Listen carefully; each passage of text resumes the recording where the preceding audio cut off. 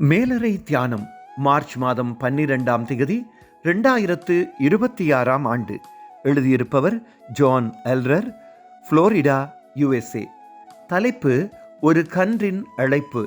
வாசிக்க வேண்டிய வேதப்பகுதி ஏசாயா 30ஆம் அதிகாரம் 19ஆம் வசனம் தொடங்கி 22ஆம் வசனம் வரை. இன்றைய நாளுக்குரிய தியான வசனம் நீதிமொழிகள் 16ஆம் அதிகாரம் 9ஆம் வசனம்.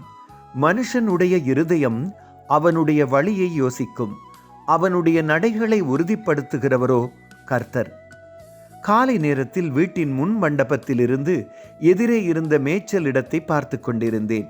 சூரியன் மேலே வர மேய்ந்து கொண்டிருந்த கால்நடைகள் நிழல் தரும் மரங்கள் இருந்த இடத்தை நோக்கி நடந்தன. தனியாக நின்ற ஒரு கன்று பசுக்கள் நின்ற இடத்திற்கு வந்து தாயை தேடி காணாமல், அம்மா நான் தொலைந்து விட்டேன் என்று சொல்வது போல சத்தமிட்டது. இருமுறை கன்றின் சத்தம் கேட்டதும் தாய்ப்பசு குரல் கொடுத்தது. நான் இங்கே இருக்கிறேன் பிள்ளை என்று சொல்லுகிறதென்று நான் நினைத்தேன். கன்று தாயின் சத்தத்தை கேட்டவுடன் ஓடி வந்து தாயுடன் சேர்ந்து கொண்டது. அந்த காட்சியை கவனித்ததும், நாமும் வழி தவறி விட்டால் அல்லது எமக்கு உதவி தேவைப்பட்டால் உதவிக்கும் வழிநடத்துதலுக்கும் கடவுளை அழைக்கலாம்.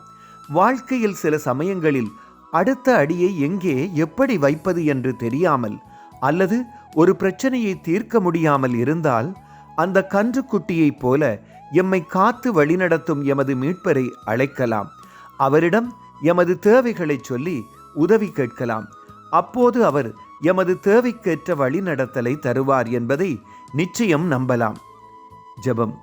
சர்வ வல்லமையுள்ள கடவுளே, நாங்கள் வழிதவறி கஷ்டப்படும் நேரங்களில் உங்களை அழைக்கலாம் என்ற ஞானத்தை எமக்கு தாருங்கள்.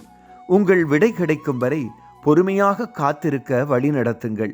ஆமேன். இன்றைய நாளுக்குரிய சிந்தனை: கடவுள் தரும் பதிலை கவனமாக அவதானித்து அவருடைய வழி நடத்தலின்படி செயற்படுவேன். கர்த்தருடைய அன்பும் இரக்கமும் பிரசன்னமும் இந்த நாளில் உங்கள் அனைவரோடும் கூட இருப்பதாக.